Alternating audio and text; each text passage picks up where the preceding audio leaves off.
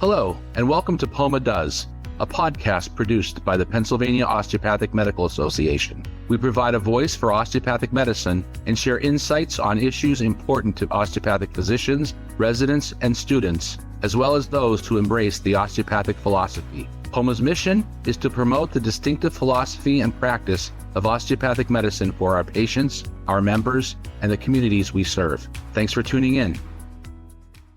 Welcome to the POMA Does podcast. My name is Angie Jenny, and I am the chair of the Physician Wellness Committee, and this is my third year in that role, either as co-chair or chair. And today we have with us two of our committee members who we're going to be discussing some of the activities that the Wellness Committee is offering in the coming weeks and months. And so I'm really excited to have them here, and I will let Dr. Johnston introduce herself first. And please, if you don't mind after that, tell us why you joined the Wellness Committee. Absolutely. Thank you. My name's Alex Johnston, and I am actually the Associate Program Director and the Director of Wellness at Allegheny Health Network for the Internal Medicine Residency Program. I joined the Wellness Committee for POMA actually because I've been very interested in physician wellness since I was a resident, but I became really interested when I was a chief resident, when I saw all the needs of the trainees and how important it was to really get people through their training. And then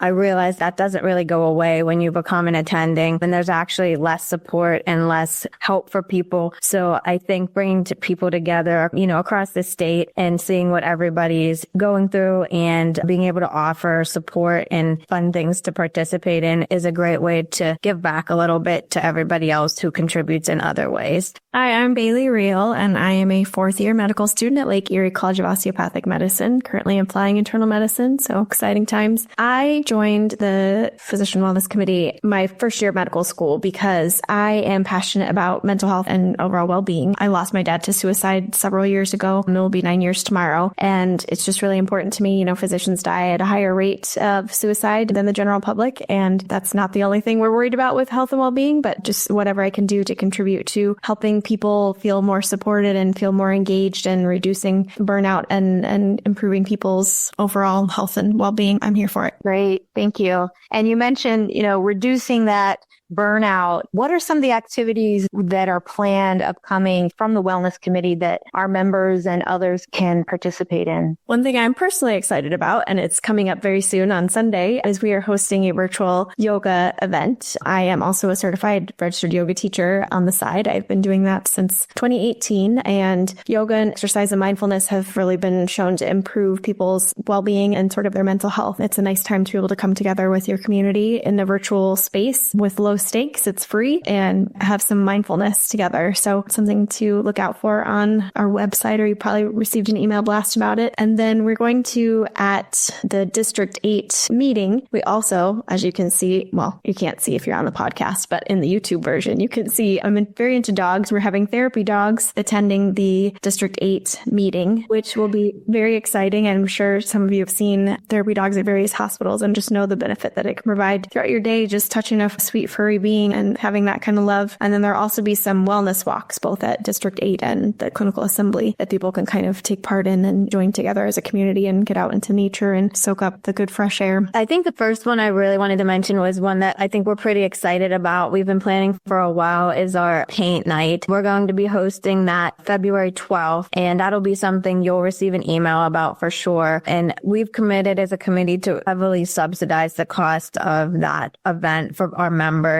and even more so for our students. We think it's really important to be able to, make sure that the students are included and that it's not going to cost them, an arm and a leg to be able to participate. So we've picked a really nice spring picture to paint, and I think that'll be a nice break from this winter that we're having right now. So one thing I think physicians say all the time is with wellness events, you're pulling me away from my family, and that's really wellness for me. This event is nice since it's virtual. You'll be able to be at home. You could be with your your family, and everyone can be around you and you can participate. You could alternatively get together with other members and, have a nice night, eat together and partake in the painting. So there's a lot of different ways you can participate in that. Another thing to keep an eye out for is, and this will be probably a little later in the spring, maybe May, the Steps for All, which we do this every year. This is something that you can participate in by downloading an app on your smartphone and choosing POMA as your organization. And I think it's called Charity Miles. And all the steps that you walk will be counted, and we kind of collectively look at them as a group and also individually. So that's always a fun, friendly competition between the districts as well. So keep an eye out for that. And then the other thing I just wanted to mention is Wellness Wednesdays on social media. One of our students is doing a phenomenal job of putting together some wellness related posts on X and Facebook and Instagram. So just keep an eye out for those if you need a pick me up in the middle of your week. Thank you, ladies. Yes, I think one of the things that you guys had talked about, and Bailey, you mentioned this, was mental health, wellness, just as a priority, because we do find, especially in these winter months, having to remind ourselves of those activities that keep us going. Can you talk a little bit about why the new year is a good time to kind of focus or prioritize wellness, and also sort of how you find wellness important to you as a student? And then maybe Alex, you can look at it from the attending perspective as to why it's important, those wellness activities and keeping the mental well-being in our mind in the forefront. Yeah, absolutely. So I think that the new year is just a good time to reset. And I do tend to kind of look towards the seasons. And, you think these winter months, they're cool, they're dark. It's time when things are kind of going into hibernation, and we should be mindful of our energy levels and what we've kind of gone through in the past year and how we can rebuild from that. And so I don't love the whole, new year, new me, and, going to try and change everything about you, because there's usually so much good at your core and you don't have to change everything, but you can kind of just check in and have a little bit of an introspective moment to start fresh on a few things and to feel like I want to prioritize myself and my resurgence from these dark, cold winter months, or maybe some lower energy that you've been having because you've had a long year, whatever the case may be for you. And I know as a student, it's really important. There's various transition points, and especially right now,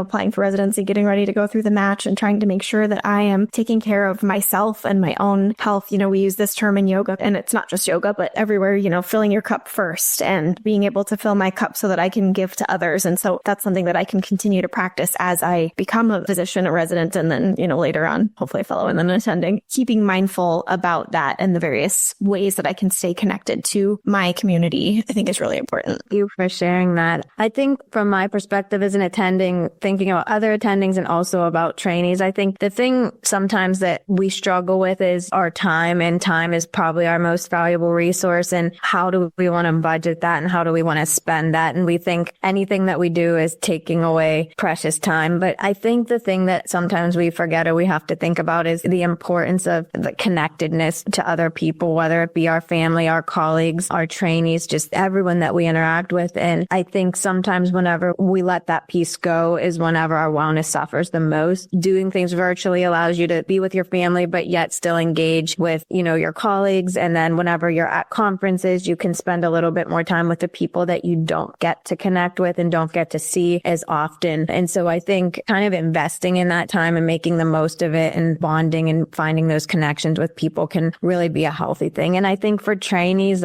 these are great opportunities to network and see your attendings outside of work. And I think that's a great time to really get to know them as a person, because, attendings, we're ultimately human. And I think sometimes it can be intimidating as a student, but when you see attendings outside of work, I think it can be a really nice time to connect with them. Yeah, we have personalities too, right? So each of you can kind of give me one tip or advice that you have on how to start being kind to yourself or thinking of wellness, just one way maybe that you do to yourself for our listeners to remember to give themselves some grace and focus on wellness. One tip for them. Absolutely. I think you kind of just said it there, but giving yourself some grace. I think self-compassion is actually something that I think can go a very long way, because we can be very hard on ourselves when it comes comes to whether it's taking care of patients or families or all of these different competing obligations that we have. And sometimes when things don't go right, it's very easy to blame ourselves and we can go down,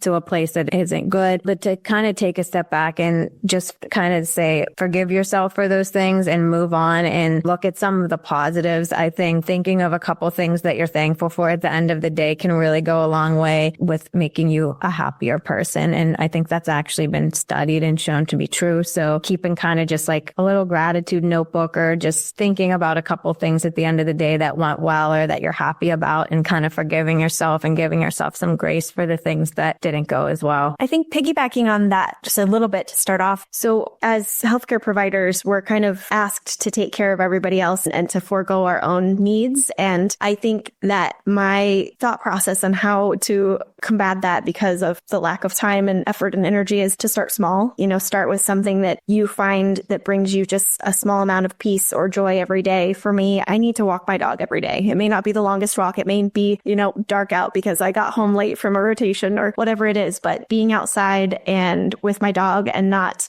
having any music playing or anything like that connecting to the fresh air, that's my small bit of day that helps me to kind of get through a recharge. So find your walk with your dog, find your way to connect to yourself and to what brings you joy and what brings you peace. And it can be small 5-minute something, but you're worth it and you deserve it. And you give so much to everyone around you. So it's okay. And it's encouraged to take some for yourself too. Well, thank you both. And thank you for all of your hard work on the committee. I think we have really been intentional about our ideas and really thought about what really will impact our colleagues. And so my tip and my advice is to sign up for our activities. So sign up for yoga. Remember that's this Sunday. Check in your emails. There should be signups there. Go on the POMA website and also check out our Wellness Wednesdays. And please reach out if you have any questions. So thanks again for our esteemed members of the committee. And we look forward to serving our group here and just looking forward to a lot of wellness in 2025. Thank you. Here's to that.